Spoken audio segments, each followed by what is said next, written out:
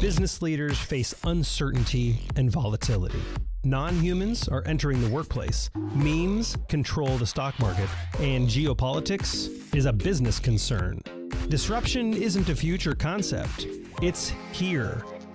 I am Justin Brady, and using 7,000 predictions and 12 major workplace trends from SHRM, you and I will sit down with psychologists, CEOs, scientists, entrepreneurs, and analysts to make sense of it all. This show isn't about the future. It's about actions to take tomorrow. This is Tomorrowist. I'm Justin Brady, and hopefully it's obvious to you, if you're a leader of an organization, the speed of technology, biotechnology, science, arts is like really, really fast. I mean, I'm hoping you figured that out by now. If you haven't, not much I can do for that. But if you have figured that out and you're wondering what that has to do with the future workforce and what you should start planning on tomorrow, well, you're in luck, because that's why Andrew McAfee is here. Andrew's the principal research scientist at the MIT Sloan School of Management and the author of New York Times bestselling The Geek Way. Andrew, thanks so much for coming on Tomorrowist. I really appreciate it. Justin, I really appreciate you having me on and saying that The Geek Way was a New York Times bestseller. It actually has not been yet, but a previous book that I wrote with Eric Brynjolfsson called The Second Machine Age was a bestseller. So that's why I get to stick that handle on all of my author bios. Thank you for clearing that up. So New York Times bestselling author and author of The Geek Way. That's exactly the right way to say it. Yeah. No, when you're an academic, you become kind of a stickler for accuracy. So forgive me. I have a few friends like that, and it's like to get through a small conversation does take a few hours. Fair. Kind of guilty as charged. So let's start off broadly, but I want to ask about the implications for the workplace. We're going to absolutely get there, but there's a little bit of context that's necessary first. So the Geek Way is speed, ownership, science, and openness. Really broad elevator pitch on what that is, and then we'll start to dig in a little deeper. I decided to write this book because I kept on seeing these head-to-head competitions between really successful organizations of the 20th century and a bunch of weird new organizations that grew up or were founded in the 21st century. So think about Netflix versus all the rest of Hollywood. Think about SpaceX versus all of the incumbents in the space industry, and kind of keep going down that list. And the thing that I noticed was that the upstarts, these geeks as I call them, kept beating the incumbents, kept beating these really successful legacy organizations. And I was trying to figure out why. And, technology is kind of an obvious part of the answer, but that doesn't help me too much. Why are these young, geeky companies so much better at exploiting technology than the older companies, the more successful companies of the 20th century? So the Geek Way is my answer to that question in book-length form. And like you just pointed out, my answer revolves around 4 behaviors, 4 norms that the geeks engage in all the time. And as you point out, they are science, make decisions based on evidence and argue about it. Speed, plan a little and then iterate a lot. Ownership, devolve authority down, modularize your organization and then let it go. And openness, which is stop being so defensive and be more open to pivoting and create some psychological safety. Yeah, and so you're saying the organizations that are laggards and aren't innovating anymore don't exhibit those 4 traits. So one of the and you do kind of touch on this in the book, but one of the struggles I had initially was, okay, science, testing, data, evidence, of course. But isn't there a point where sometimes instinct matters? Like, isn't there a point where sometimes a human being, a leader who has the experience, does have a hunch that other people can't see? Do we just completely write that off and say, sorry, it's not in the data, not worth considering? Or is there some kind of healthy balance? We absolutely don't try to take all human judgment or human intuition or expertise out of the process. That's a terrible way to proceed. But we want to make sure we are balancing it. We don't just stop with the intuition. I can think of a couple of circumstances where we have to rely on intuition, where this has never happened before and there's no relevant data. Okay, there are a few situations like that. But more often what we should do is treat someone's intuition not as the final decision, not as the final answer, but as a starting point. Say, okay, great, that's your intuition. How do we go test it? What's the experiment we can run? What's the evidence we can gather to see if your intuition, your guess about the world, holds up or not. And the huge difference I've noticed between the geeks and legacy organizations is that for legacy organizations, the judgment, the intuition, the expertise of a senior person is very often the end of the process. For the geeks, that same intuition or judgment or hunch is the start of a process. So one of the way no, that's a really good way to explain that. It's basically both. Instinct's fine. We can talk about instinct, but if we got to look for data if it's there, we actually have to have a process. It just can't be a free for all the time. And to be a little bit more precise, we can't just be following the intuitions of hippos. And that's my new favorite business acronym. You'll have to describe that. Yeah, go ahead. Stands for highest paid person's opinion. And it's just, the person at the top of the org chart or the one who's been around longest or the person you're paying a big fee to. We used to listen to those people as the final step in whatever process we were going through. And then we'd go act on that intuition. The geeks say, hey, we want your intuition. We want all that stuff, but then we're going to put it to the same test as we would the intuition of anybody else. The hippos tend not to like that very much. They're used to being unquestioned. The geeks love to question. Yeah, and the best cultures in the world. I wrote this is a whole nother topic, but I wrote about in the Wall Street Journal years ago. The best cultures listen, empathize, and trust their people. And that listening and empathy is a key part of that for the best leaders in the world. That's what they do really well. The AI, you mentioned there's a big AI bottleneck. We're not going to spend a ton of time on AI. We'll definitely talk about the implications of it. We're not going to go down the rabbit hole of what it does and that kind of stuff. But you mentioned there's this big major AI bottleneck. I think a lot of leaders see the use for AI. They know they need to be there in some capacity. They don't know how. And so, what are the major bottlenecks to implementing, not just implementing AI, but doing it right? We're in this weird place right now with AI, and we really see it very clearly with generative AI, with the newest chapter in the AI toolkit, where companies know they have to spend, but at the same time, they don't feel like they have a clear roadmap, and they don't really know if they're getting the ROI that they should be getting or that they're expecting. All those things are fuzzy. So this is a very weird chapter where people are shoveling money at the thing without really having a clear plan and without really knowing if the money they're shoveling is money well spent or not. And my colleagues and I thought this was such a severe problem and such a great challenge that we founded a company to help with that. The company is called WorkHelix, and we help companies put together a minimum viable plan and then go test to see if they're getting their ROI or not. But it's an example of doing things the geek way, which is plan a little, iterate a lot, and make sure that you're gathering evidence that you can sit around and talk about it, debate it, and figure out if you need to pivot or if you need to double down on what you're doing. The AI is not magic, and it's not different than any other important thing that happens in an organization. And the geeks have figured out a better way to run high leverage, high risk, high uncertainty projects. And that's what I was trying to describe. I don't remember if it was in one of your Harvard Business Review articles or in the book itself. Forgive me on that, but you do mention that like the managers themselves are one of the bigger, or could be one of the bigger bottlenecks to implementing AI. What? Why is that? How are they getting in the way? Because they're doing things the legacy way. They're doing things the 20th century way. And I mean two things by that. The first is that they want to plan for every contingency and map everything out and make sure they've covered every possible outcome before they go do anything. And the geeks think that's a recipe for fooling yourself and for killing a lot of time. So again, they try to do a minimum viable plan, and WorkHelix can help with that. But then they go try to iterate, they put that plan into action and learn. There's a contrast between the waterfall method for running a big project and an agile method for running a big project. Waterfall is very planning heavy. Agile is very iteration heavy. I love the quote from Clay Shirky, who says that waterfall is a pledge by everybody involved not to learn anything during the effort. I think that's beautiful. Don't do that. Take the other approach, learn, get feedback, iterate, gather evidence as you go. Start with the plan and then start doing stuff. The other thing that legacy organizations do I love this phrase from Larry Summers. They promiscuously distribute the power to hold things up.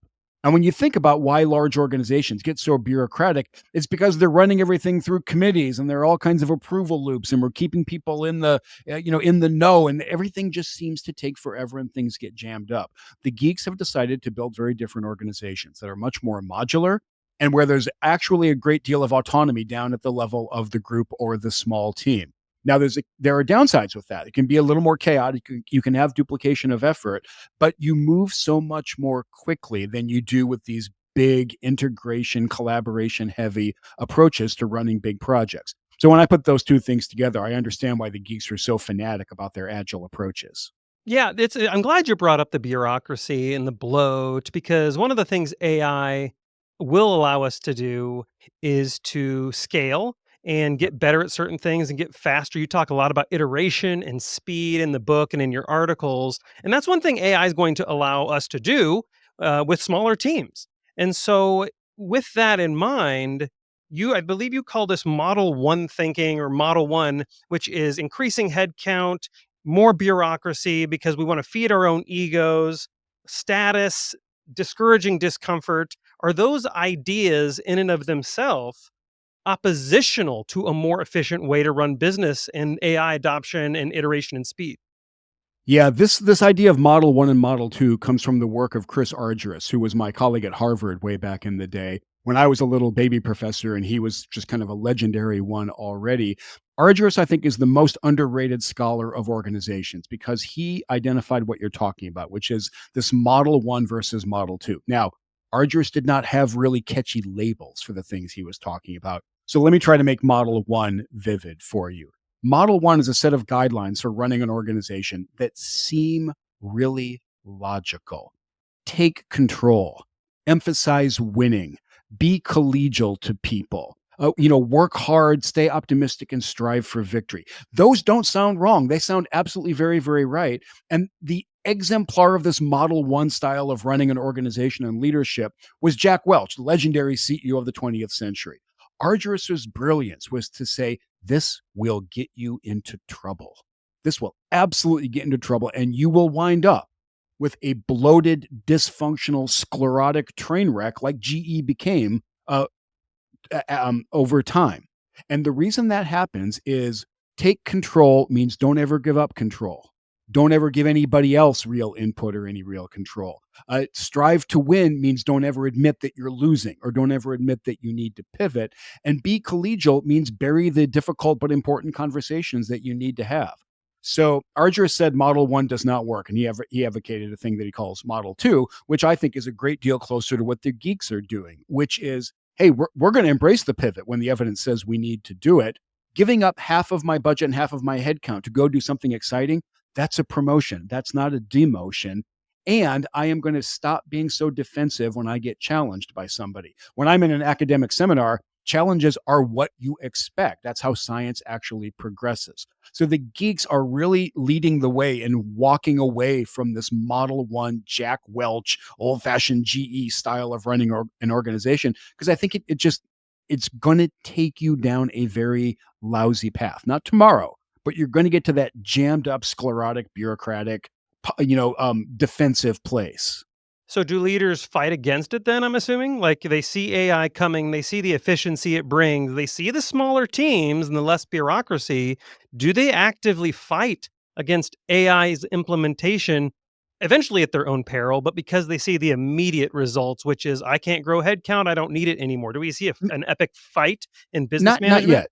Not yet. What we They see don't know instead, yet. no, it's the stuff is too new, right? Sure, And sure. honestly, most organizations are not advanced enough in the deployment of these technologies to know how that's going to play out. What we see instead is just classic human defensiveness and the status quo bias. The status quo bias is one of our deepest seated human biases. We want things to stay the way that they've been.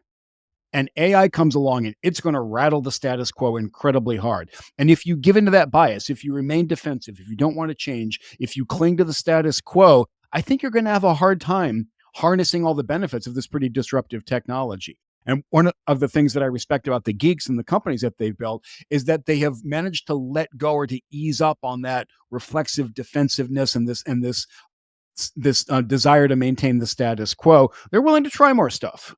Does this change? Because you mentioned that there's a lot of status quo. One of the status quo ideas you bust in the book is just it's a very detailed way of looking at the appeal to authority. You talk a lot about human biases, how we're all victim to it. We think our idea is the best, but is one of these things the notion of expertise sometimes is confused with technical understanding of things. So we might look at a web developer and say, well, they're more qualified to talk about web because they know how to write code.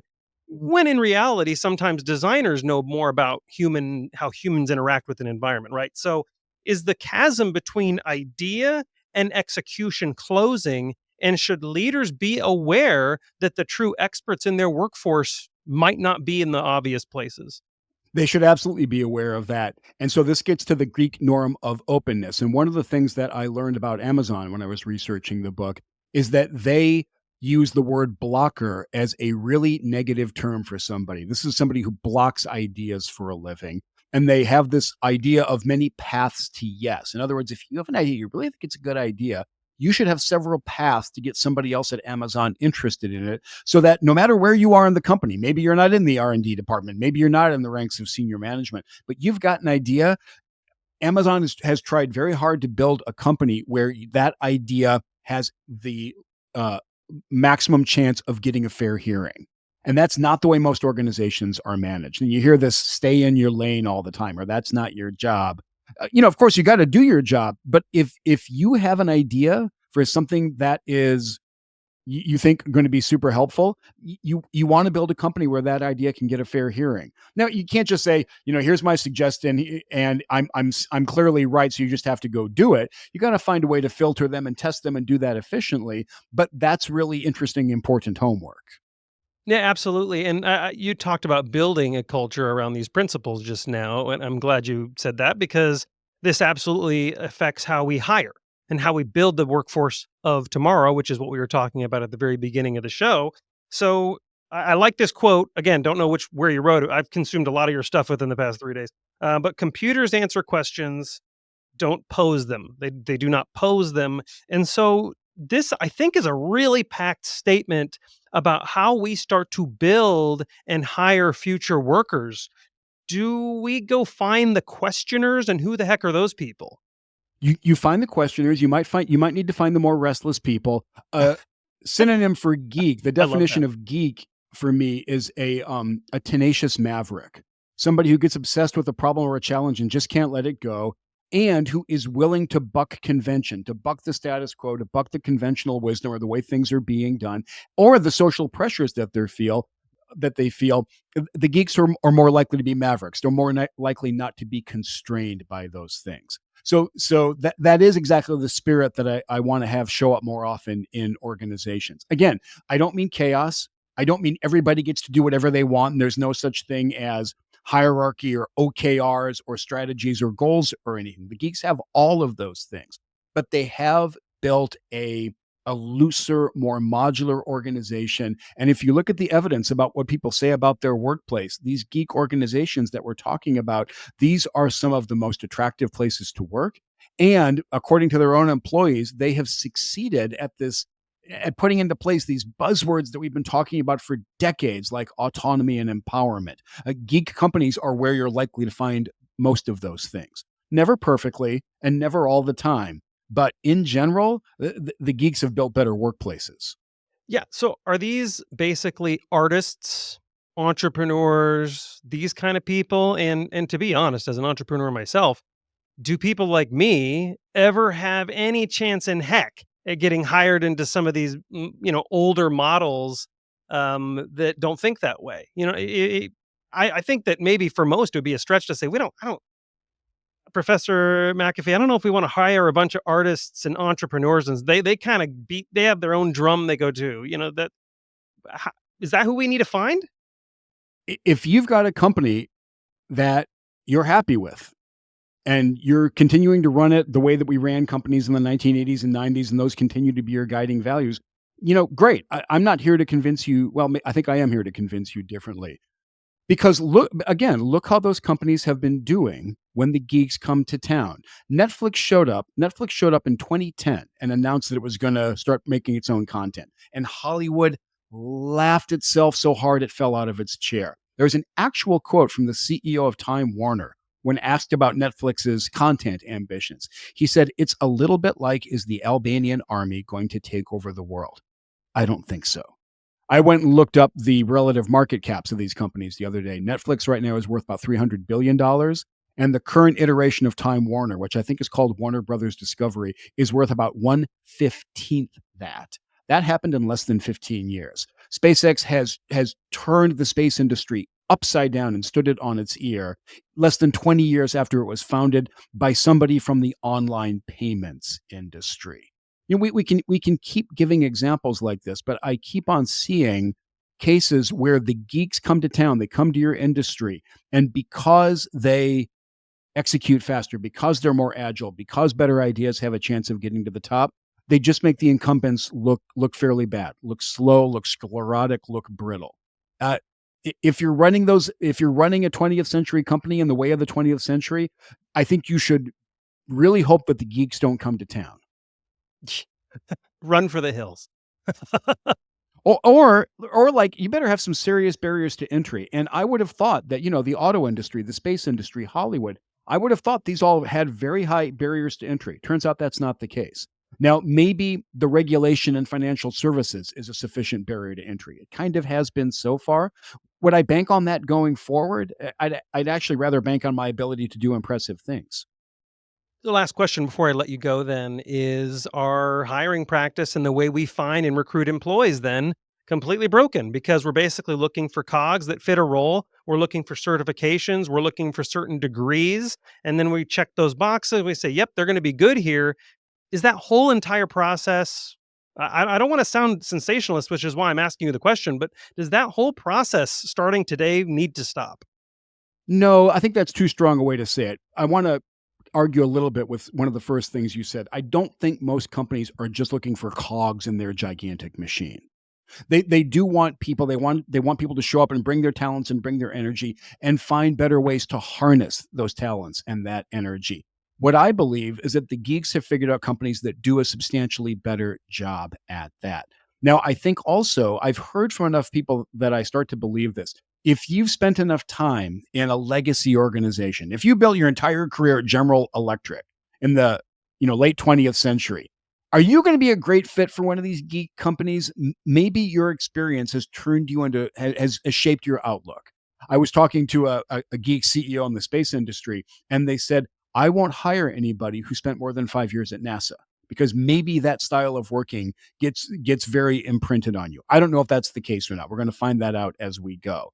But I hope companies are, with their hiring and their talent management practices, I hope they're increasingly looking for, for mavericks and renegades and people who don't quite fit the mold and whose CVs don't look perfect, but they're bringing this kind of geek energy to the job. I think we're going to need a lot more of that, especially as AI can do more of the grunt work of an organization. Absolutely. Great place to leave it. Andrew McAfee, principal research scientist at the MIT Sloan School of Management, and of course, author of The Geek Way, which very soon will be a New York Times bestseller. Andrew, to help you get there, what's the website where people can pick that book up? You can go to any places where books are sold online. You can go to my website, andrewmcafee.org. And thank you. This has been fascinating and provocative. I appreciate it. Thank you so much for being on The Tomorrowist. Before we say goodbye, I encourage you to subscribe to Tomorrowist wherever you get your podcasts. You can find all our episodes at shrm.org/Tomorrowist, and while you're there, sign up for our weekly newsletter. Thanks for listening, and remember, the workplace is changing rapidly. You don't have time to be a futurist. Be a Tomorrowist.